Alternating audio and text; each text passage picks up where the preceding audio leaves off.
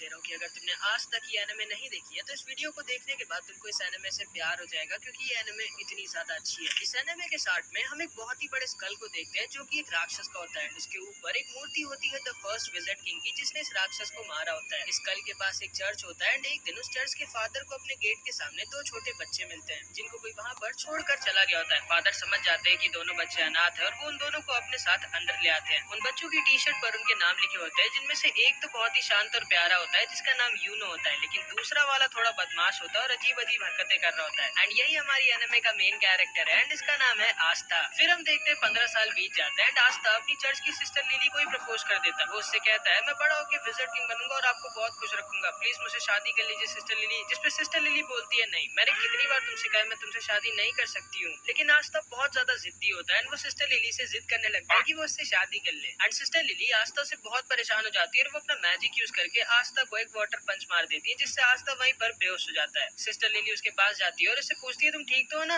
And तभी वहाँ पे चर्च के कुछ और बच्चे आ जाते हैं और वो सिस्टर लिली से कहते हैं बिल्कुल सही किया आपने, जब भी आपको परेशान करे इसको एक तो वाटर पंच मार दिया करिए। लेकिन तभी आस्था दोबारा से होश में आ जाता है एंड फिर से सिस्टर लिली के पीछे बढ़ जाता है। बट इस बार वहाँ पर यूनो आ जाता है एंड वो आस्था को अपने मैजिक से वहीं पर गिरा देता है। आस्था गुस्से में उठता है और उसके पास भाग के जाके कहता है आखिर तुम हर बार मेरे और सिस्टर लिली के बीच में अपनी टांग क्यों घुसाते हो। जिसपे यूनो आस्था से कहता है देखो, पहले तो तुम बहुत ज्यादा शोर मचाते हो, दूसरा तुम्हारी हाइट बहुत कम है, तीसरा तुम दिमाग से कम हो, और सिस्टर लिली इस चर्च की नन है और नन लोग शादी नहीं कर सकती, तुम्हारे दिमाग में इतना भी नहीं घुसता क्या। जिसपे आस्था बहुत गुस्सा हो जाता है और यूनो से कहता है आजा 1v1, फ्री फायर में नहीं असली फाइट में मतलब। जिसपे आस्था से कहता है नहीं, मुझे टाइम वेस्ट नहीं करना है तुम्हारे साथ 1v1 करके। आस्था बोलता है क्यों डर गया क्या। जिसपे बच्चा जिसका नाम मैक्स होता है ये बोलता है तुम सोच भी कैसे सकते हो कि तुम यूनो को जिंदगी में भी हरा सकते हो। आस्था मैक्स से बोलता है तुम्हारी प्रॉब्लम क्या है बच्चे, मुझसे मैं तुमसे इतना बड़ा हूँ फिर भी तुम मेरी रिस्पेक्ट क्यों नहीं करते कभी। जिसपे मैक्स बोलता है बिल्कुल भी नहीं, मैं किसी ऐसे की रिस्पेक्ट कर ही नहीं सकता जो 15 साल का होने के बाद भी मैजिक नहीं यूज कर सकता। असल में आस्था के पास बिल्कुल भी मैजिक नहीं होता, मतलब आस्था एक ऐसे वर्ल्ड में होता है जहाँ पे मैजिक से ही सब कुछ होता है बिना मैजिक के। मैक्स आस्था से कहता है तुम सोच भी कैसे सकते हो कि तुम बिना मैजिक के यूनो जैसे पावरफुल मैजिशियन को हरा सकते हो। आस्था कहता है अच्छा यूनो अगर इतना ही स्ट्रॉन्ग है तो वो ये कर सकता है क्या। एंड वो बहुत ही तेज स्पीड में क्रंचेस मारने लगता है। असल में आस्था मैजिक तो यूज कर नहीं सकता, इसलिए वो एक्सरसाइज करके अपने आप को फिजिकली बहुत स्ट्रॉन्ग बना लेता है। मैक्स आस्था से कहता है कि तुम क्रंचेस मारकर विजिट किंग नहीं बन सकते, क्योंकि विजिट किंग स्ट्रॉन्गेस्ट मैजिशियन होता है, स्ट्रॉन्गेस्ट बॉडी बिल्डर नहीं। एंड तभी यूनो अपने मैजिक से सिस्टर लिली के कपड़े सुखाने लगता है, जिसको देखने सारे बच्चे भाग के चले जाते हैं। एंड यूनो का भी सपना आस्था की तरह विजिट किंग बनने का होता है। सिस्टर लिली भी यूनो को थैंक यू कहती है उसकी हेल्प करने के लिए, जिसपे आस्था को बहुत जलन होती है एंड वो जल्दी से भाग के लकड़ियां काटने आ जाता है ताकि सिस्टर लिली उसको भी थैंक यू बोले। लेकिन इससे पहले कि वो लकड़ियां काटता है यूनो अपने मैजिक से लकड़ियां भी काट देता है। असल में इसको आस्था के सामने शो ऑफ करना थोड़ा पसंद होता है। मैक्स कहता है मुझे यकीन है अगला विजिट किंग यूनो ही बनेगा, तुम नहीं आस्था। एंड तभी वहाँ पर फादर भी आ जाते हैं एंड वहाँ आकर यूनो की तारीफ करने लगते हैं कि यूनो जरूर इस चर्च का नाम एक दिन रोशन करेगा। आस्था दुखी हो जाता है और कोने में अकेला जाकर बैठ जाता है। तभी उसके पास सिस्टर लिली आती है और उससे कहती है दुखी मत हो आस्था, थोड़े दिनों में तुम्हारी ग्रिमवॉर तुम्हें मिल जाएगी, फिर तुम भी मैजिक यूज कर पाओगे। जिसको सुनकर आस्था खुश हो जाता है और फिर से खड़ा हो जाता है और कहता है आप देखना सिस्टर लिली, मुझे इस दुनिया की बेस्ट ग्रिमवॉर मिलेगी एंड फिर मैं बहुत मेहनत करके सबसे ज्यादा स्ट्रॉन्ग बनूंगा एंड फिर एक दिन मैं विजिट किंग बनूंगा। ग्रिमवॉर असल में एक मैजिकल बुक होती है जिसमें 3 लीफ बनी होती है जो सबको 15 साल की एज पे मिलती है एंड उसको पाने के बाद लोगों का मैजिक बहुत ज्यादा बढ़ जाता है और वो मैजिकल अटैक्स भी यूज कर सकते हैं। आस्था यूनो से कहता है कि जब मुझे मेरी ग्रिमवॉर मिलेगी तब हम दोनों बचपन की तरह साथ में प्रैक्टिस करेंगे और साथ में बहुत स्ट्रॉन्ग बनेंगे। लेकिन यूनो उसे इग्नोर कर वहाँ से चला जाता है, मानो वो आस्था को अपने टक्कर का मानता ही नहीं है। जिसपे आस्था भी बहुत दुखी हो जाता है एंड वो भी वहाँ से चला जाता है। सिस्टर लिली यूनो के पास आती है और उससे कहती है तुम्हें आस्था के साथ ऐसा नहीं करना चाहिए था। जिसपे यूनो कहता है आस्था मेरे रहते कभी भी विजिट किंग नहीं बन सकता। सिस्टर लिली को लगता है कि आस्था क्योंकि बहुत दुखी होकर गया है तो वो मे भी कहीं पर चुपचाप जाके रो रहा होगा, लेकिन हमारा आस्था रोता होता नहीं है, वो यहाँ पर ट्रेनिंग कर रहा होता है और ज्यादा स्ट्रॉन्ग होने के लिए एंड अपने विजिट किंग बनने के सपने को सच करने के लिए। थोड़े दिनों बाद आस्था यूनो और बहुत सारे बच्चे जो 15 साल के हो गए थे वो सब ग्रिमवॉर टावर जाते हैं अपनी अपनी ग्रिमवॉर लेने। आस्था बहुत ज्यादा एक्साइटेड होता है क्योंकि अब वो फाइनली मैजिक यूज कर पाएगा एंड यूनो को टक्कर दे पाएगा। वहाँ पे 2 नोबल फैमिलीज के भी बच्चे आए होते हैं जो आस्था और यूनो का मजाक उड़ा रहे होते हैं क्योंकि वो लोग गरीब होते हैं। तभी वहाँ पर ग्रिमवॉर टावर का मास्टर आ जाता है एंड सारे लोगों का वेलकम करता है। आस्था बहुत ज्यादा एक्साइटेड और खुश होता है। फिर ये मास्टर एक मैजिकल स्पेल बोलता है और सारे लोगों के पास अपने आप उनकी ग्रिमवॉर उड़कर जाने लगती है। सारे लोग अपनी अपनी ग्रिमवॉर पाकर बहुत खुश होते हैं, लेकिन आस्था के पास कोई भी ग्रिमवॉर नहीं आती। आस्था बोलता है मेरी ग्रिमवॉर लेट हो गई क्या,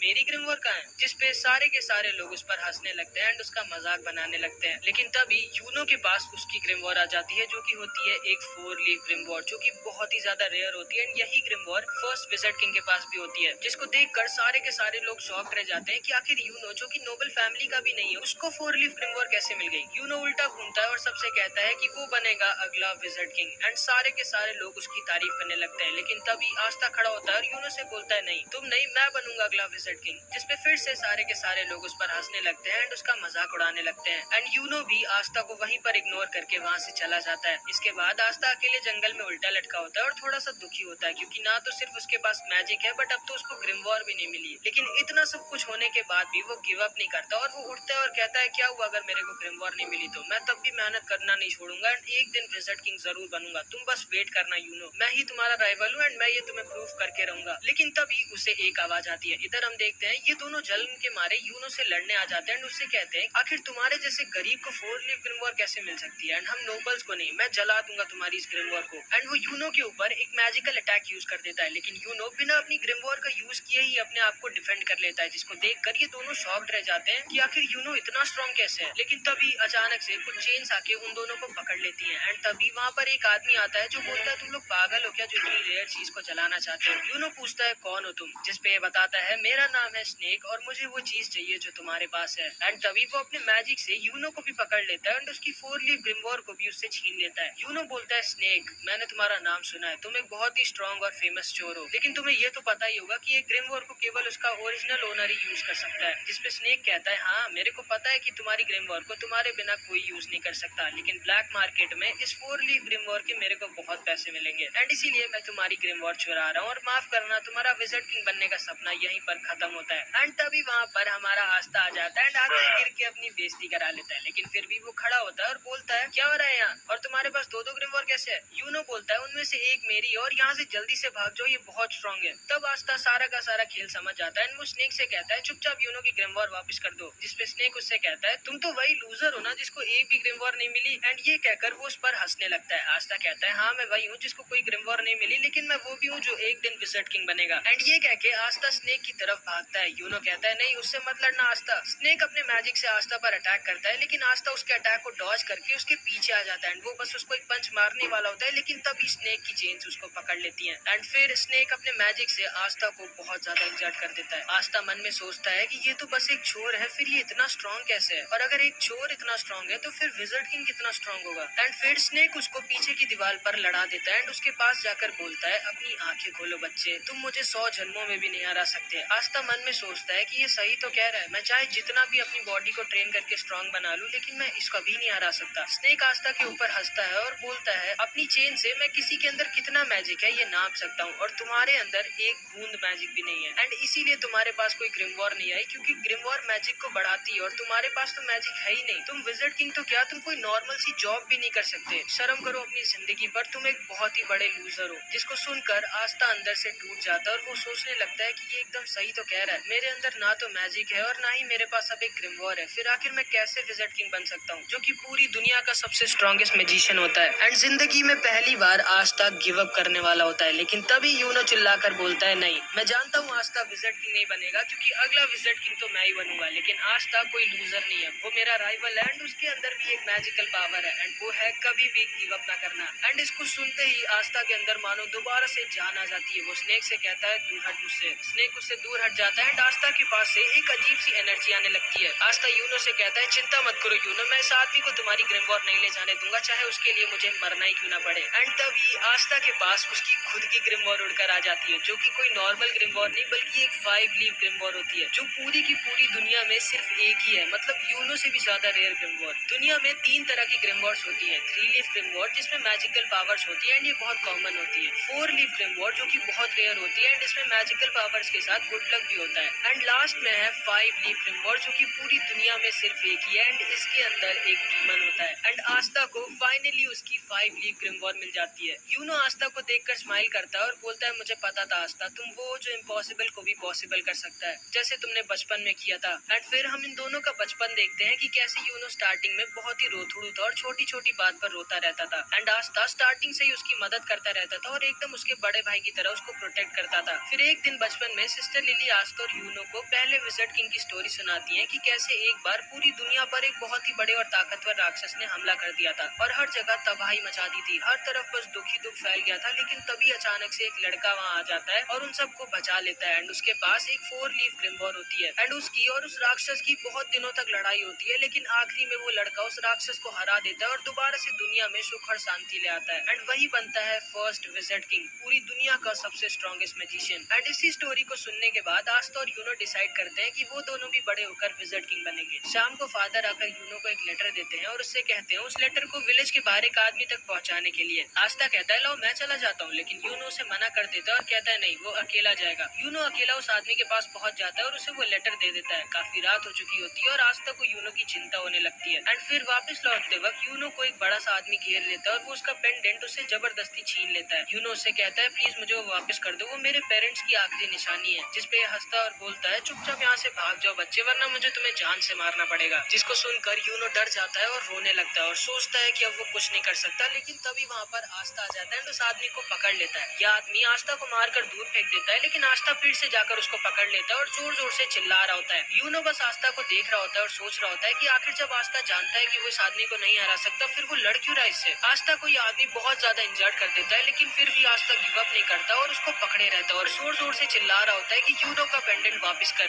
यह आदमी समझ जाता है कि ये बच्चा कोई नॉर्मल बच्चा नहीं है एंड वो उस पेंडेंट को वहीं पर छोड़कर चला जाता है एंड आस्था वहीं पर गिर जाता है। यूनो उसके पास आकर रोते हुए बोलता है मुझे माफ करना, मेरी वजह से तुम्हें इतनी मार पड़ी। जिसपे आस्था उससे कहता है तुम चिंता मत करो, मैं हमेशा तुम्हारे साथ रहूंगा और तुम्हें प्रोटेक्ट करूंगा एंड एक दिन मैं बनूंगा विज़र्ड किंग और तुम्हें और चर्च के सारे लोगों को खुश और सेफ रखूंगा। और इधर हम देखते हैं आस्था की ग्रिमवॉर से एक अजीब सी तलवार निकलती है और स्नेक बोलता है अचानक से तुम्हारे पास एक ग्रिमवॉर कहाँ से आ गई, ये क्या हो रहा है। एंड वो आस्था के ऊपर दोबारा से अटैक कर देता है, लेकिन आस्था अपनी स्वॉर्ड यूज करता है एंड स्नेक की मैजिकल चेंज गायब हो जाती है। स्नेक बोलता है कि ये कैसे किया तुमने, आखिर हो कौन तुम। जिसपे आस्था बोलता है मैं वो हूँ जो एक दिन बनेगा विज़र्ड किंग। एंड ये कहकर आस्था स्नेक के ऊपर अटैक कर देता है एंड स्नेक की एक बार में ही बैंड बजा देता है और उसको हरा देता है। यूनो उसे देखकर हंस रहा होता है और आस्था उसके पास आकर बोलता है ये देखो यूनो, मेरे को फाइनली मेरी ग्रिमवॉर मिल गई। यूनो आस्था से बोलता है तो तुमने मुझे एक और बार बचा लिया आस्था, तुम्हें याद है ना वो प्रॉमिस जो हमने बचपन में किया। बचपन में जब यूनो आस्था की बात सुनता है तो वो पूछता है कि क्या मैं विज़र्ड किंग बन सकता हूँ जबकि मैं इतना वीक हूँ। जिसपे आस्था यूनो से कहता है हाँ, अगर तुम बहुत मेहनत करोगे और कभी भी गिव अप नहीं करोगे तो तुम क्या कोई भी विज़र्ड किंग बन सकता है। जिसको सुनकर यूनो खड़ा होता है और बोलता है ठीक है, मैंने भी डिसाइड कर लिया है कि आज के बाद मैं कभी भी नहीं रहूंगा एंड मैं बहुत मेहनत कर एक दिन विज़र्ड किंग बनूंगा और तुमको और चर्च के सारे लोगों को खुश रखूंगा। जिसपे आस्था यूनो से कहता है इसका मतलब है कि अब हम दोनों राइवल्स हैं एंड वो दोनों एक दूसरे से प्रॉमिस करते हैं कि वो दोनों बहुत मेहनत करेंगे एंड एक दिन विज़र्ड किंग बनेंगे। आस्था यूनो से कहता है हाँ मुझे याद है एंड मुझे लगा था कि तुम भूल गए होगे। एंड फिर वो दोनों फिर से बचपन की तरह दोबारा से एक दूसरे से शर्त लगाते हैं ये देखने के लिए कि पहले विज़र्ड किंग कौन बनेगा। इसके बाद हम अभी के विज़र्ड किंग की झलक देखते हैं एंड उन 9 मैजिक नाइट्स को देखते हैं जो किंगडम में विज़र्ड किंग के बाद सबसे ज्यादा स्ट्रॉन्ग मैजिशियंस होते हैं और इनका काम होता है किंगडम में पीस और ऑर्डर मेंटेन करके रखना एंड इन सबकी एक स्क्वाड होती है जिसको ज्वाइन करने के लिए बच्चों को एक एंट्रेंस एग्जाम देना होता है और उसी एग्जाम के लिए आस्था और यूनो दोनों ट्रेनिंग कर रहे होते हैं। इधर हम देखते हैं फादर और सिस्टर लिली ग्रिमवॉर टावर के मास्टर के पास जाते हैं एंड फादर मास्टर से पूछता है कि आखिर एंट्रेंस एग्जाम के लिए उसने यूनो के साथ आस्था का भी नाम क्यों दिया जबकि आस्था तो उस टेस्ट में पास हो भी नहीं सकता। जिसपे मास्टर उससे कहता है कि आस्था ने मुझे उसकी ग्रिमवॉर दिखाई थी और मुझसे बहुत रिक्वेस्ट किया था कि उसको एंट्रेंस एग्जाम में भेज दे, तो इसलिए मैंने भेज दिया। फादर मास्टर से पूछते हैं कि आखिर जो ग्रिमवॉर आस्था के पास आई है वो है क्या और वो असलियत में ग्रिमवॉर है भी कि नहीं। जिसपे मास्टर उसे बताता है मैं तुम्हें ज्यादा तो नहीं बता सकता, लेकिन हाँ उस ग्रिमवॉर की वजह से आस्था को फ्यूचर में एक बहुत बड़ी लड़ाई लड़नी होगी। फादर मास्टर से रिक्वेस्ट करने लगता है कि आस्था बहुत वीक है और उसके पास मैजिक भी नहीं है तो उसको एंट्रेंस एग्जाम में ना भेजे। जिसपे मास्टर उससे कहते हैं कि कहीं ऐसा तो नहीं कि तुम आस्था को इसलिए नहीं भेजना चाहते क्योंकि अगर वो पास हो गया तो वो यहाँ से चला जाएगा और तुम्हें उसकी याद आएगी। जिसपे फादर थोड़ा सा शर्मा जाता है और बहाने बनाने लगता है एंड सिस्टर लिली भी समझ जाती है कि फादर आस्था को सीक्रेटली बहुत प्यार करते हैं। इधर हम देखते हैं आस्था और यूनो रेस लगाते हुए चर्च वापस आ रहे होते हैं और उन दोनों के बीच में टाई हो जाता है। आस्था पूछता है जल्दी बताओ कौन जीता। मैक्स बोलता है यूनो जीता है। आस्था कहता है अभी रेस खत्म नहीं हुई है, जो चर्च के अंदर पहले घुसेगा वो जीतेगा और आस्था चर्च के अंदर घुसने वाला होता है, लेकिन तभी यूनो उसे अपने मैजिक से उड़ाकर दूर फेंक देता है और रेस को जीत जाता है। रात में सोते वक्त आस्था सपने में भी यही बोल रहा होता है कि वो एक दिन विज़र्ड किंग बनेगा। भाई ये पागल होता है विज़र्ड किंग बनने के लिए। जिसको सुनकर मैक्स आस्था पर गुस्सा हो जाता है। अगले दिन आस्था फिर से ट्रेनिंग कर रहा होता है और उसके पास मैक्स आ जाता है। आस्था पूछता है क्या हुआ। मैक्स बोलता है तुम बेवकूफ हो। जिसपे आस्था उस पर गुस्सा हो जाता है और बोलता है ये बोलने के लिए तुम चर्च से इतनी दूर मेरे पास आए हो। मैक्स उसे बोलता है कि तुम्हारे पास तो मैजिक भी नहीं है, तुम सोच भी कैसे सकते हो कि तुम मैजिक नाइट एग्जाम में पास होगे। आस्था बोलता है अब तो मेरे पास मेरी ग्रिमवॉर है एंड अब तो मैं जरूर से मैजिक नाइट एग्जाम में पास होऊंगा और एक दिन विज़र्ड। लेकिन तभी उसको मैक्स बीच में रोक देता है और कहता है चुप रहो, जब देखो तब विज़र्ड किंग तुम क्यों नहीं समझते कि हमारे जैसे गरीब और वीक लोगों के सपने पूरे नहीं नहीं होते, जिसपे आस्था उसके पास आता है और उससे चिल्लाकर बोलता है जरूर होते हैं। अगर तुम सपनों को पूरी दिल से चाहो और उसके लिए पूरी जान लगाकर मेहनत करो तो तुम्हारा जो भी सपना हो वो जरूर पूरा होगा। एंड जिंदगी में पहली बार मैक्स को समझ में आता है कि आस्था इतना बड़ा भी लूजर नहीं है। रात में फादर बहुत अच्छा खाना बनवाते हैं क्योंकि कल आस्था और यूनो एंट्रेंस एग्जाम के लिए जाने वाले होते हैं। आस्था बहुत खुश होता है और फादर आस्था को अपने पास बुलाकर उससे कहते हैं, देखो आस्था, अगर तुम फेल हो जाओ तब भी ज्यादा दुखी मत होना, चुपचाप घर वापस आ जाना, हम लोग हमेशा तुम्हारे साथ हैं। एंड आस्था कहता है, यही चीज आप यूनो को भी कहोगे ना कि सिर्फ मुझसे ही कह रहे हो? जिसपे फादर उससे कुछ भी नहीं कहते क्योंकि उन्हें पता होता है यूनो तो आसानी से पास हो जाएगा, बस आस्था की थोड़ी दिक्कत है। आस्था फादर से कहता है, आप चिंता मत करो, मैं जरूर से इस मैजिक नाइट एग्जाम को पास करूंगा और उसके बाद मैं बनूंगा विज़र्ड किंग और वापस आकर सिस्टर लिली से शादी करूंगा। लेकिन तभी सिस्टर लिली उसको अपने वाटर पन से चुप करा देती है। अगले दिन आस्था और यूनो अपनी जर्नी पर निकलने वाले होते हैं। सारे लोग उनको बेस्ट ऑफ लक और बाय बाय बोलते हैं। मैक्स बोलता है, आस्था को बाय कहने की जरूरत नहीं है, वो जल्दी वापस आ जाएगा। लेकिन हाँ, अगर तुम किसी तरह पास हो गए आस्था तो मैं मान जाऊंगा कि हम जैसे लोग भी ड्रीम्स देख सकते हैं एंड फिर मैं भी मैजिक नाइट बनने के लिए मेहनत करूंगा। जिसपे आस्था उससे कहता है, फिर तैयार हो जाओ मेहनत करने के लिए। एंड फिर आस्था और यूनो निकल जाते हैं अपने मंजिल की तरफ। सिस्टर लिली भी आस्था के जाने पर थोड़ी दुखी होती है एंड आस्था और यूनो बहुत ही लंबे सफर के बाद फाइनली पहुंच जाते हैं अपने मैजिक नाइट एंट्रेंस एग्जाम की जगह पर। के बाद ये और इसका भाई यूनो दोनों कीका टाउन में आ जाते हैं जहाँ पर इनका मैजिक नाइट एंट्रेंस एग्जाम होगा, जिसमें अगर ये लोग पास हो गए तो ये लोग बन जाएंगे मैजिक नाइट्स, मतलब एक तरह से मैजिकल सोल्जर्स। ये दोनों कीका टाउन में घूम रहे होते हैं जहाँ पर इनका एंट्रेंस एग्जाम होगा। आस्था जिधर भी देख रहा होता है उसे मैजिक ही दिख रहा होता है एंड वो अपने बगल में एक बहुत ही बड़ा सा कैसल देखता है जो कि विज़र्ड किंग का होता है एंड यहीं पे विज़र्ड किंग रहता है। आस्था यूनो से बोलता है, देखना यूनो, एक दिन ये कैसल मेरा होगा, सोचना भी मत ये मेरा होगा।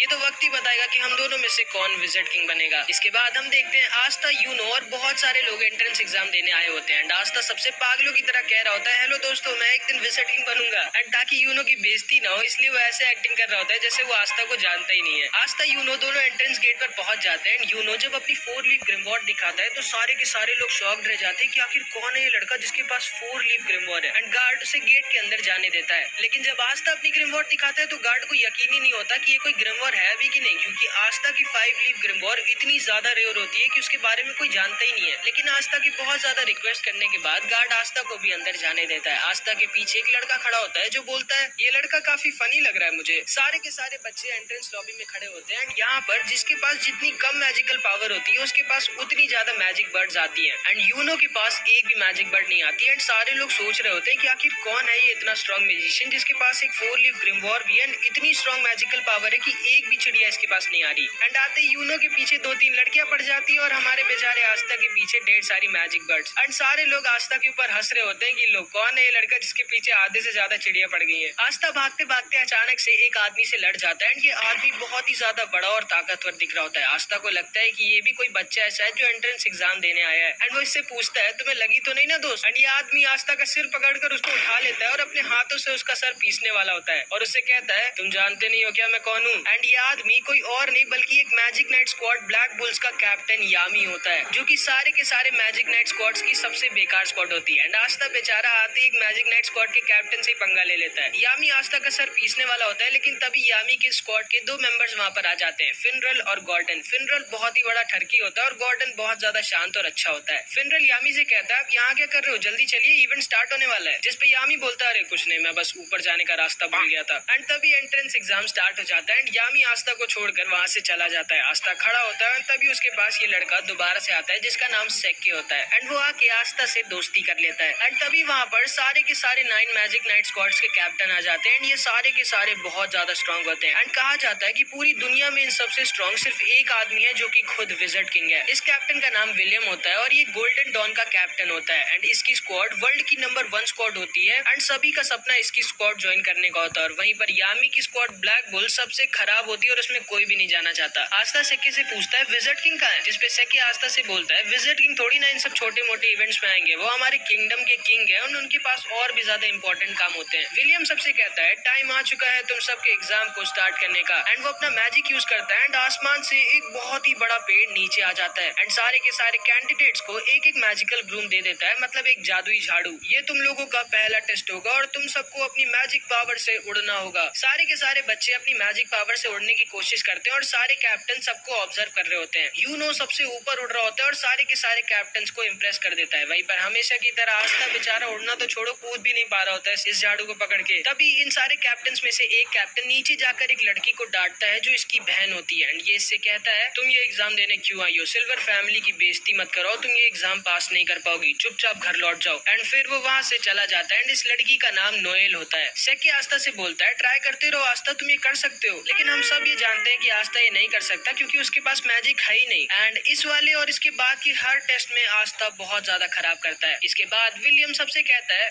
अब तुम लोगों का फाइनल टेस्ट होगा, तुम सबको एक एक पार्टनर चूज कर लेना है जिसके साथ तुम लड़ाई करोगे। सेक्के आस्था से बोलता है चलो हम दोनों पार्टनर्स बन जाते हैं एंड आस्था उसकी बात को मान जाता है। इसके बाद आस्था और सेक्के दोनों तैयार होते हैं एक दूसरे से लड़ने के लिए। आस्था सेक्के से बोलता है ऑल द बेस्ट सेक्के, चलो हम दोनों अपना अपना बेस्ट देते हैं, जो भी हारेगा वो बुरा नहीं मानेगा और हम दोनों की दोस्ती पे कुछ फर्क नहीं पड़ना चाहिए। एंड अब ही सेक्के अपना असली रंग दिखाता है। वो आस्था से बोलता है ध्यान से सुन गंदी नाली के कीड़े, मैं तेरा कोई दोस्त वोस्त नहीं हूँ, मैंने बस सिर्फ तुझसे इसलिए दोस्ती की थी क्योंकि मुझे पहले से पता था ये वाला टेस्ट होगा जिसमें हम लोगों को अपना अपोनेंट खुद डिसाइड करना होगा एंड इसीलिए मैंने तुमसे दोस्ती की थी ताकि तुम्हारे जैसे वीक लड़के को हरा कर मैं आराम से एक मैजिक नाइट बन सकूं। एंड ये कह के वो वहाँ से चला जाता है। आस्था एकदम शॉक्ड रह जाता है क्योंकि उसे लगा था कि उसको उसका पहला दोस्त मिल गया था। एंड ये सारे लोग भी बोलने लगते हैं क्या यार सेक्के तो बहुत चालाक निकला, वो आसानी से आस्था को हराकर मैजिक नाइट बन जाएगा। एंड काश आस्था ने हम लोगों को चुना होता ताकि हम लोग उसको हराकर आराम से जीत जाते, क्योंकि इन सबको लग रहा होता है कि आस्था कोई बहुत ही बड़ा वीक लूजर है। सेक्के हंसते हुए तैयार होता है अपनी फाइट के लिए और अपनी ग्रिमवॉर निकाल कर तैयार हो जाता है। सारे के सारे कैप्टन और सब लोग श्योर होते हैं कि आस्था जीत नहीं पाएगा क्योंकि इन लोगों को पता ही नहीं होता है कि आस्था कोई लूजर नहीं है। इन लोगों की फाइट स्टार्ट होती है एंड आस्था अपनी ग्रिमवॉर से अपनी तलवार निकालता है एंड सेक्के के ऊपर सिर्फ एक अटैक करता है और सेक्के की बैंड बजा देता है। सारे के सारे लोग दंग रह जाते हैं कि ये क्या हुआ, ये लड़का तो बहुत स्ट्रॉन्ग है। एंड यूनो भी दूर से खड़ा होकर आस्था को देखकर हंस रहा होता है। सारे के सारे कैप्टन भी शॉक रह जाते हैं एंड आस्था अपनी तलवार अपने कंधे पर रखता है और बोलता है मेरा नाम याद रखना सेक्के आस्था, और मैं वो हूँ जो एक दिन बनेगा विज़र्ड किंग। इसके बाद और भी कई कंटेस्टेंट्स की लड़ाई होती है एंड फाइनली यूनो की बारी आ जाती है। यूनो से कोई लड़ना चाहता ही नहीं था क्योंकि कोई भी हारना नहीं चाहता था, लेकिन तभी यूनो के पास सलीम आ जाता है एंड इसी ने पहले यूनो पर अटैक किया था। ये यूनो से कहता है पिछली बार तो तुम बच गए थे लेकिन इस बार तुम नहीं बचोगे। एंड इन दोनों के बीच बहुत ही भयानक फाइट होती है लेकिन आखिरी में यूनो अपने मैजिक से सलीम को हरा देता है। इसके बाद एंट्रेंस एग्जाम खत्म हो जाता है और अब सारे के सारे कैप्टन की बारी होती है चूज करने की कि कौन से बच्चे को वो अपनी टीम में लेना चाहेंगे। अगर किसी भी बच्चे के लिए एक से ज्यादा कैप्टन ने हाथ उठा दिया तो बच्चे को डिसाइड करना होगा कि वो किसकी स्क्वाड में जाना चाहेगा। लेकिन अगर किसी बच्चे के लिए किसी भी कैप्टन ने अपना हाथ नहीं उठाया तो वो बच्चा फेल हो जाएगा। बहुत सारे बच्चे एक एक कर फेल हो रहे होते हैं और आस्था को बहुत टेंशन हो रही होती है कि वो फेल ना हो जाए। एंड फिर बारी आ जाती है यूनो की और जिंदगी में पहली बार 9 के 9 कैप्टन अपना हाथ किसी बच्चे के लिए उठा देते हैं क्योंकि ये सब के सब यूनो को अपनी टीम में लेना चाहते थे। अब यूनो को डिसाइड करना होता है कि वो किसके ग्रुप में जाएगा और यूनो गोल्डन डॉन यानी कि the best magic night squad चुनता है। एंड इसके बाद बारी आती है हमारे आस्था की। आस्था बहुत ज्यादा डरा होता है और मन में बस यही बोल रहा होता है प्लीज गॉड मेरे लिए बस कोई एक कैप्टन हाथ उठा दे। एंड आस्था का ऑक्शन शुरू होता है और कोई भी कैप्टन अपना हाथ नहीं उठाता है, जिसका मतलब था कि आस्था फेल हो जाता है। आस्था बहुत ज्यादा दुखी हो जाता है और वहाँ से जाने वाला होता है। लेकिन तभी यामी खड़ा होता है और बोलता है तुम जानते हो बच्चे तुम फेल क्यों हुए, क्योंकि तुम बहुत ज्यादा वीक हो और तुम्हारे पास मैजिक भी नहीं है, फिर आखिर तुम सोच भी कैसे सकते हो कि तुम मैजिक नाइट बन सकते हो। इसके बाद यामी अपनी मैजिकल पावर दिखाता है जो कि इतनी ज्यादा स्ट्रॉन्ग होती है कि आसपास की जमीन हिलने लगती है। वो नीचे कूदता है और आस्था के पास आकर बोलता है मैंने सुना कि तुम विज़र्ड किंग बनना चाहते हो, तुम्हें पता तो है ना विज़र्ड किंग बनने के लिए तुम्हें मुझे और उन 8 कैप्टन को हराना होगा, और तुम्हें क्या लगता है तुम हम 9 के 9 कैप्टन को कभी जिंदगी में भी हरा सकते हो। जिसपे आस्था बोलता है मैं जानता हूँ कि मैं बहुत वीक हूँ और मेरे पास मैजिक भी नहीं है, लेकिन मुझे फर्क नहीं पड़ता कि मैं कितना वीक हूँ, मुझे फर्क नहीं पड़ता कि आप सारे कैप्टन कितने स्ट्रॉन्ग हैं। अगर विज़र्ड किंग बनने के लिए मुझे आप सबको हराना पड़ेगा तो मैं आप सबको हराऊंगा एंड एक दिन मैं जरूर बनूंगा विज़र्ड किंग।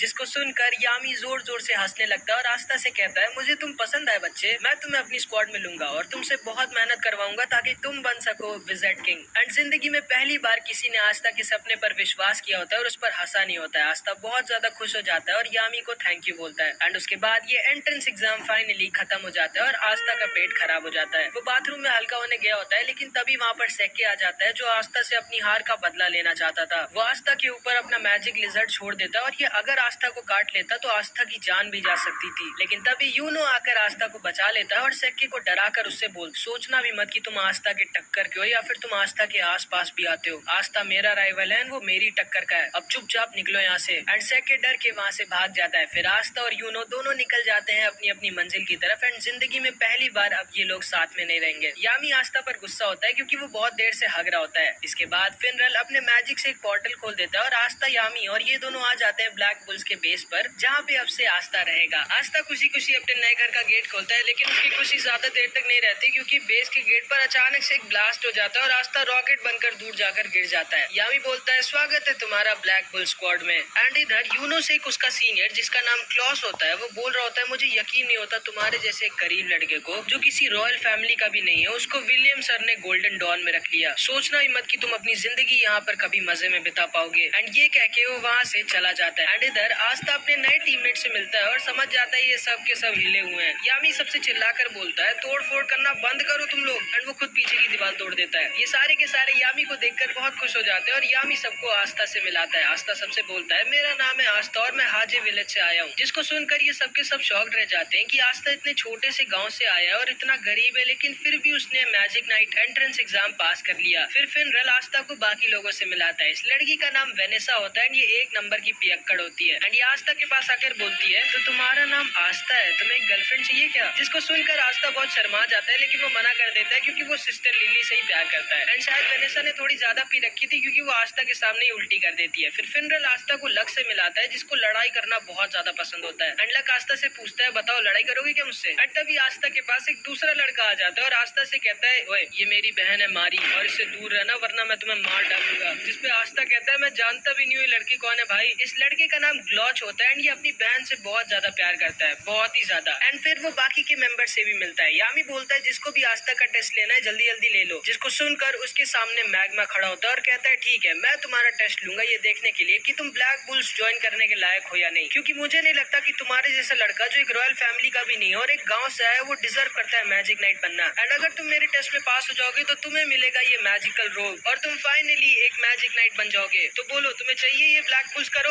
हाँ चाहिए मुझे, अभी क्या भी चाहिए। फिर मैग्मा आस्था का टेस्ट लेता है। पहले तो वो उससे बहुत मुश्किल एक्सरसाइजेस करवाता है, लेकिन आस्था बचपन से ये सब करता आ रहा था, तो वो आसानी से सब कर लेता है। एंड उसके बाद मैग्मा आस्था से कहता है, ये तुम्हारा फाइनल टेस्ट और मैं अब तुम पर अटैक करूंगा और तुमको मेरे अटैक से बचना होगा। एंड फिर मैग्मा उस पर अपने मैजिकल फायर बैट बॉल से अटैक करने लगता है। एंड आस्था आसानी से उसके अटैक्स डॉज कर रहा होता है, जिसपे मैग्मा थोड़ा गुस्सा हो जाता है। वो उसके ऊपर एक बहुत ही बड़ा और फास्ट फायर बॉल से अटैक कर देता है, जिसको आस्था डॉज नहीं कर सकता था, क्योंकि वो इतनी ज्यादा फास्ट और बड़ी थी। लेकिन तभी आस्था अपनी ग्रिम वॉर्ड से अपनी तलवार निकालता है और उसकी तलवार को देखकर सारे के सारे लोग शॉक्ड रह जाते हैं कि ये इतनी बड़ी तलवार उठाया कैसे हुआ है। एंड आस्था अपनी तलवार को बैट की तरह यूज करता है एंड मैग्मा के अटैक को वापस उसी के पास भेज देता है। यामी आस्था से बहुत इंप्रेस हो जाता है, क्योंकि ना तो सिर्फ आस्था अपनी तलवार से किसी के मैजिक को कैंसिल या फिर खत्म कर सकता है, बल्कि वो मैजिक अटैक्स को डिफ्लेक्ट करके वापस भी भेज सकता है। एंड ये सारे के सारे लोग समझ जाते हैं कि आस्था कोई ऐरा गहरा नहीं बल्कि काफी स्ट्रॉन्ग मैजिशियन है। मैग्मा भी आस्था के पास आता है और उसकी तारीफ करता है और इससे कहता है, माफ करना मैंने ये बोला था कि तुम छोटे से गांव से आए हो, असल में जो तुम्हारे गांव के बगल वाला गांव है मैं वहाँ का हूँ। जिसको सुनकर आस्था शॉक्ड रह जाता है। एंड ये सारे के सारे लोग भी आस्था की तारीफ करने लगते हैं। चार्मी भी आस्था को अपना केक दे देती है एंड आस्था की सबसे थोड़ी बहुत दोस्ती हो जाती है। एंड ऊपर से एक लड़की चुपचाप आस्था को देख रही होती है एंड वो आस्था पर पता नहीं क्यों बहुत ज्यादा गुस्सा होती है। एंड फिर आस्था को फाइनली मिल जाती है उसकी ब्लैक बुल्स की रोब, जिसका मतलब था कि आस्था अब ऑफिशियली एक मैजिक नाइट बन चुका है और अब यहाँ से आस्था की जिंदगी का एक नया सफर स्टार्ट हो जाता है। मैग्मा आस्था को उसका नया कमरा दिखाता है और उससे कहता है, माफ करना यही एक बेकार सा कमरा खाली पड़ा है। लेकिन आस्था इतना बेकार सा कमरा पाके भी बहुत खुश हो जाता है, क्योंकि जिंदगी में पहली बार उसको उसका खुद का कमरा मिला होता है। एंड वो खुशी के मारे रोने लगता है। तुम्हें सच में कमरा पसंद आया आस्था? हाँ बहुत पसंद आया। चर्च में हम सारे के सारे इससे भी छोटे कमरे में साथ में सोते थे और अब तो मेरे पास खुद का एक कमरा है। एंड आस्था अपने कमरे की सफाई करने लग जाता है। इसके बाद आस्था और यूनो दोनों वापस चर्च भेजने के लिए एक एक लेटर लिखते हैं, ये बताने के लिए कि वो लोग पास हो गए। यूनो का लेटर पढ़ के फादर और सारे लोग बहुत खुश हो जाते हैं और पार्टी की तैयारी करने लगते हैं। एंड आस्था की राइटिंग इतनी गंदी होती है कि कोई समझ ही नहीं पा रहा होता है कि उसने लिखा क्या है। फादर सिस्टर लिली से कहते हैं, देखो उसमें क्या लिखा है, कब तक वापस आ रहा है आस्था, क्योंकि वो जरूर से पास तो नहीं हो पाया होगा। इसमें लिखा है कि वो पास हो गया। क्या?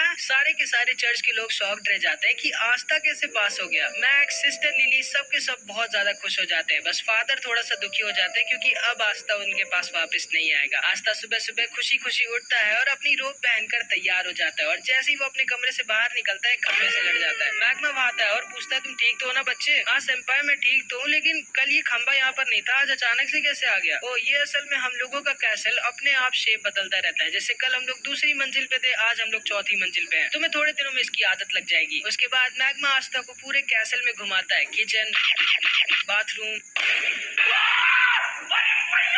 लड़कियों का बेडरूम जहाँ पे वो लोग नहीं जा सकते थे, और यामी के पेट्स के पास जो कि बेसमेंट में लॉक होते हैं। मैग्मा बोलता है ठीक है आस्था, आज तक इन सब की देखभाल मैं करता था और मुझे बहुत दुख के साथ कहना पड़ रहा है कि आज से तुम इन लोगों की देखभाल करोगे और इनका अच्छे से ख्याल रखना, क्योंकि यामी सर छोड़ेंगे नहीं तुमको अगर इनको कुछ भी हुआ तो। एंड आस्था यामी के पेट्स को खाना खिलाने के लिए आगे बढ़ता है, लेकिन ये पेट्स खाने को नहीं आस्था को खाना चाहते थे। वो दोनों वहाँ से भाग जाते हैं और हॉल में रेस लगाने लगते हैं, लेकिन तभी उनके सामने वही लड़की आ जाती है जो कल आस्था को ऊपर से देख रही होती है। एंड ये लड़की कोई और नहीं बल्कि नोएल होती है। एंड यामी ने आस्था के साथ इसको भी अपनी स्क्वाड में लिया होता है। मैग्मा बोलता है आस्था, इसने भी तुम्हारी तरह कल ही ब्लैक बुल्स ज्वाइन किया है। आस्था आगे बढ़ता है और नोएल से हैंडशेक करने के लिए अपना हाथ आगे बढ़ाता है, लेकिन नोएल उससे हाथ नहीं मिलाती और बोलती है किसने तुम्हें परमिशन दी मुझसे बात करने की गरीब कीड़े, जिसको सुनकर आस्था गुस्सा हो जाता है। फिर ये लड़की बोलती है मैं हूँ नोएल सिल्वा, रॉयल फैमिली की। एंड नोएल सिल्वर फैमिली की होती है जिसका ये कैप्टन भी था, और इनकी रॉयल फैमिली पूरे किंगडम में नंबर 2 पर आती है विलियम की फैमिली के बाद। आस्था गुस्से से बोलता है कीड़ा किसको बोल रही हो तुम, यहाँ पर तुम कोई रॉयल नहीं हो, तुम भी मेरी तरह एक ब्लैक बुल्स की मेंबर हो और हम दोनों टीममेट्स हैं। नोएल आस्था पर गुस्सा हो जाती है और वो उसके ऊपर एक मैजिकल अटैक कर देती है, बट नोएल का निशाना इतना खराब होता है कि उसका अटैक जाकर मैग्मा को लग जाता है। मैग्मा उठता है और बोलता है मुझे क्यों मारा, मैं तो कुछ बोल भी नहीं रहा था। जिसपे नोएल बोलती है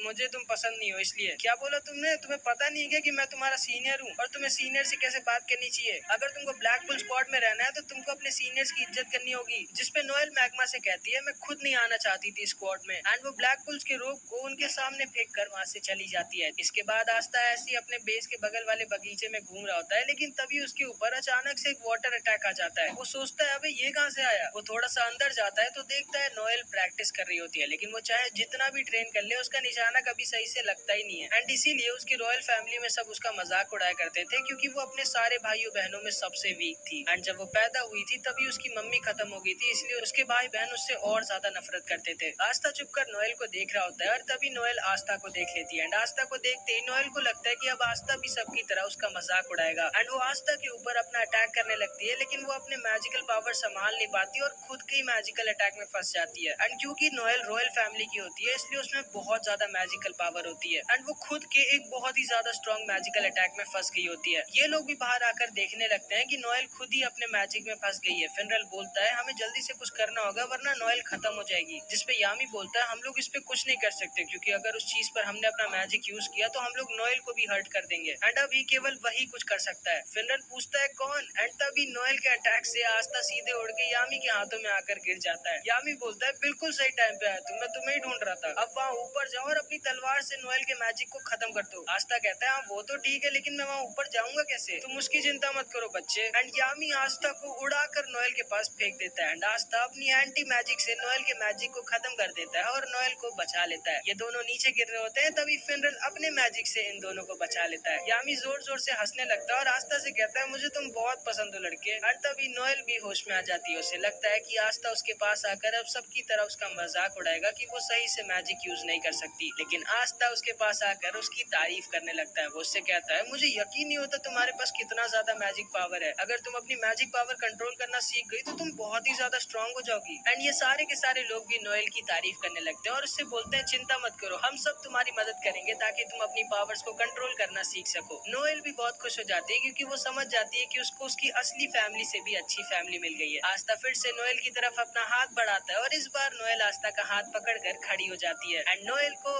आस्था थोड़ा सा अच्छा लगता है, मतलब समझ रहे हो। एंड वहीं पर दूसरी तरफ यूनो का सीनियर क्लॉस यूनो को बहुत ज्यादा परेशान कर रहा होता है और उसके साथ बिल्कुल भी अच्छे से पेश नहीं आ रहा होता। एंड पता नहीं क्यों ये यूनो से इतनी ज्यादा नफरत करता है, लेकिन शायद इसको पता नहीं है कि इसके साथ आगे क्या होने वाला है। तो आज आस्था का ब्लैक बुल्स में दूसरा दिन होता है। एंड सुबह सुबह उठते ही सबसे पहले तो आस्था अपने पूरे के पूरे बेस की सफाई करता है। उसके बाद वो काम वालियों की तरह सबके कपड़े धोता है, लड़कियों के भी।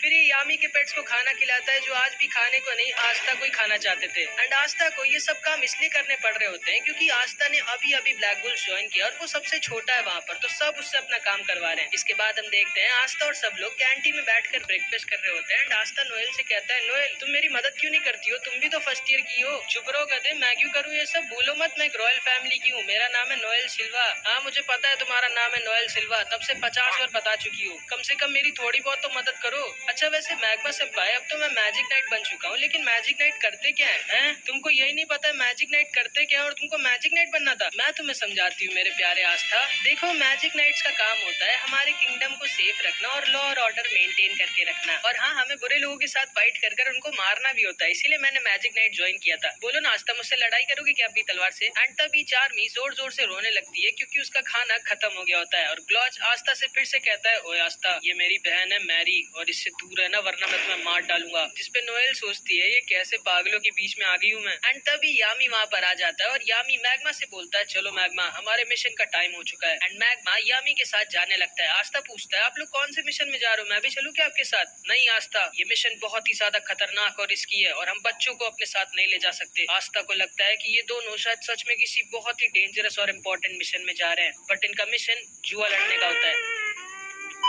ये लोग जुआ लड़ने गए होते हैं पैसे जीतने के लिए, एंड ये दोनों के दोनों नंगे बैठे होते हैं क्योंकि ये दोनों अपने कपड़े तक हार गए होते हैं जुए में। एक और राउंड लगाओ जिराया। ठीक है, लेकिन इस बार आप क्या दाव पे लगाएंगे कैप्टन यामी? अपनी चड्डी? नहीं, वो मैं नहीं दे सकता, वो मेरे लिए बहुत जरूरी है। इस बार मैं दाव पर लगाऊंगा अपनी ग्रिम वॉर।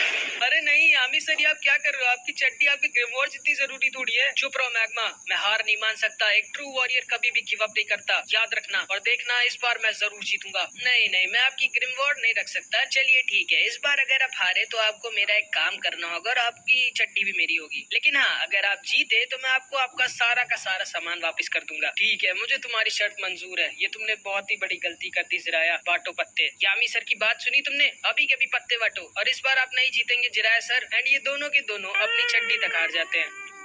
उसके बाद मैग्मा आस्था नोएल को उनका पहला मिशन देता है, जो काम इस बूढ़े आदमी ने यामी को दिया होता है। ध्यान से सुनो आस्था नोएल, ये तुम दोनों का पहला मिशन है और ये बहुत ज्यादा खतरनाक है। तुम दोनों को सॉसी विलेज जाना होगा और वहाँ पर कुछ सुअरों को पकड़ना होगा जो गाँव वालों को परेशान कर रहे हैं। ये कैसा मिशन है? ये मुझे से रॉयल पे सूट नहीं करता, ये आस्था से करवाओ। वही तो, हारे तो आप दोनों, हम दोनों क्यों जाए? तभी यामी खड़ा होता है और बोलता है, या तो तुम लोग जाओगे या फिर तुम लोग मरोगे, अब डिसाइड कर लो। ठीक है, हम जाएंगे। उसके बाद मैग्मा आस्था और नोएल तैयार हो जाते हैं सॉसी विलेज पे जाने के लिए। ठीक है, तुम दोनों लोग जाओ, अपनी अपनी उड़ने वाली झाड़ू लेकर आओ। मैं अपनी झाड़ू लेकर आता हूँ, लेकिन मैं झाड़ू से नहीं उड़ सकती। मैं भी नहीं उड़ सकता सेनपाई। हैं? जब तुम दोनों अपनी झाड़ू से उड़ तक नहीं सकते तो तुम दोनों एग्जाम में पास कैसे हो गए? चलो ठीक है, अब कोई रास्ता नहीं है, तुम लोग मेरे साथ ही चलो। एंड मैग्मा अपनी मैजिकल ब्रूम दिखाता है जो कि एकदम बवाल होती है। आस्था एकदम फैन हो जाता है मैग्मा की झाड़ू का। क्यों, अच्छी है ना ये आस्था? मेरी झाड़ू का नाम है क्रेजी साइक्लोन। बवाल है सेनपाई। एंड मैग्मा इन दोनों को उड़ाकर अपने साथ लेकर जाने लगता है सॉसी विलेज की तरफ। एंड आस्था पहली बार उड़ रहा होता है तो वो खुशी के मारे नाचने लग जाता है। वो आस्था पकड़ कर बैठो वरना गिर जाओगे। ठीक है सेनपाई। एंड आस्था नोएल को पकड़ लेता है। कहते मुझे नहीं, झाड़ू को पकड़ो। एंड नोएल आस्था को नीचे गिरा देती है, लेकिन मैग्मा आस्था को बचा लेता है। इधर हम देखते हैं सॉसी विलेज में कुछ मैजिशियंस आए होते हैं एंड उनके सामने वही सुअर आ जाते हैं जिनको ये तीनों मारने आ रहे हैं। ये सुअर इन लोगों पर अटैक कर देते हैं, लेकिन ये एक अकेला मैजिशियन इन सबको बहुत ही आसानी से खत्म कर देता है। एंड इसके पास आइस मैजिक होता है। तो ये है वो जगह जहाँ पर मैजिक स्टोन है, जाओ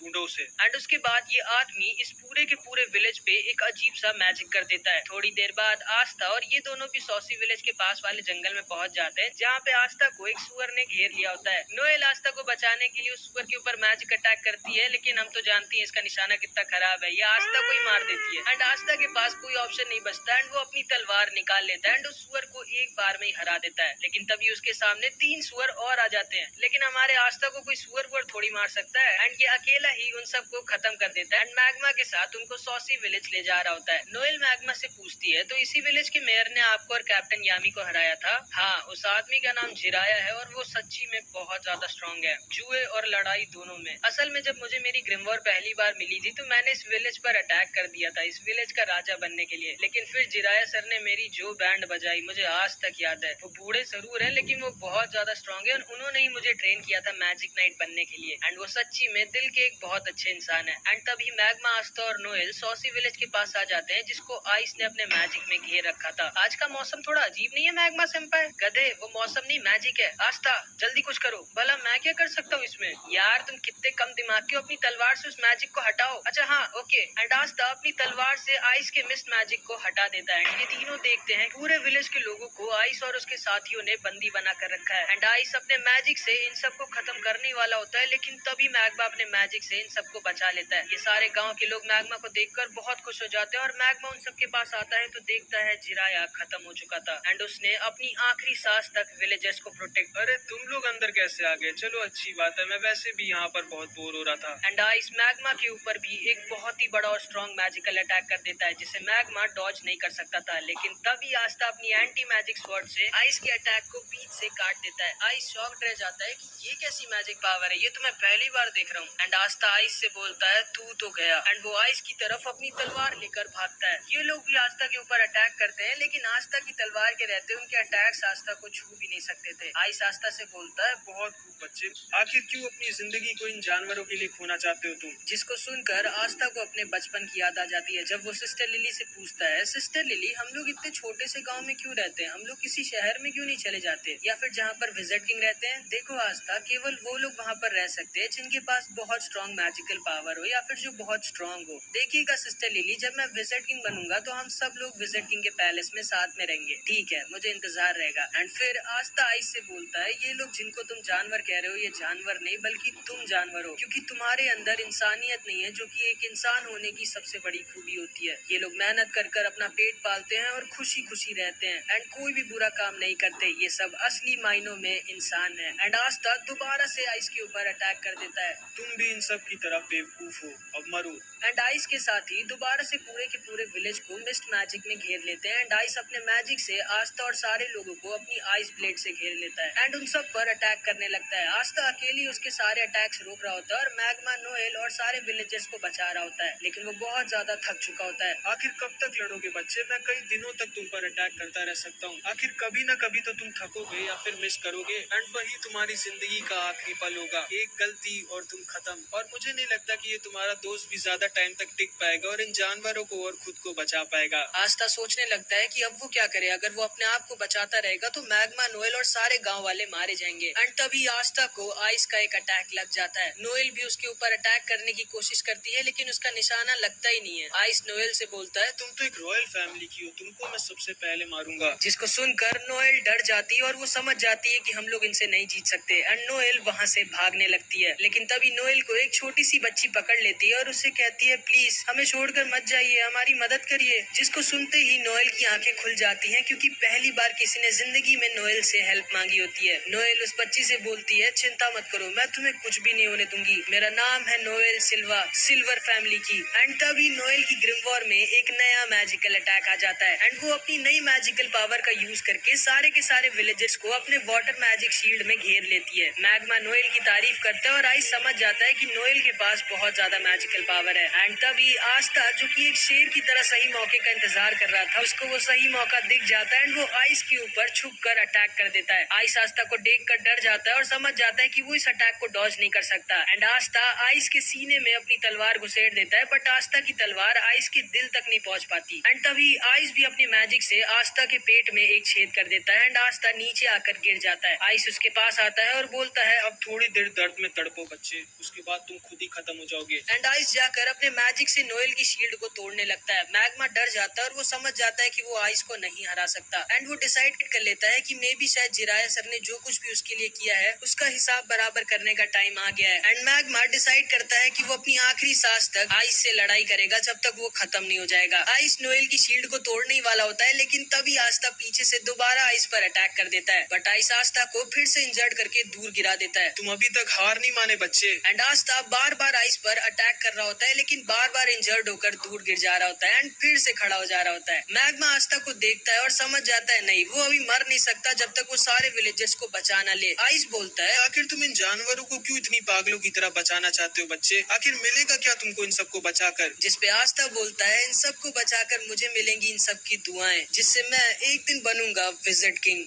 तुम जिंदगी में कभी विजिटिंग नहीं बन सकते क्योंकि तुम्हारी मौत आज मेरे हाथों लिखी है। ओए, मैं तुम्हें दो चीज की गारंटी देता हूँ। पहली कि मैं और आस्था मिलके आज तुम्हारी बैंड बजाएंगे, और दूसरी, आस्था एक दिन जरूर बनेगा विजिट किंग। एंड मैग्मा अपनी बची कुची सारी पावर का यूज कर इन तीनों के ऊपर एक फायर अटैक कर देता है, जिसको ये लोग आसानी से डॉज कर लेते हैं। मैग्मा वहीं पर गिर जाता है और आइस मैग्मा के ऊपर अपना आइस प्लेट यूज कर देता है, जिससे मैग्मा अब नहीं बच सकता था।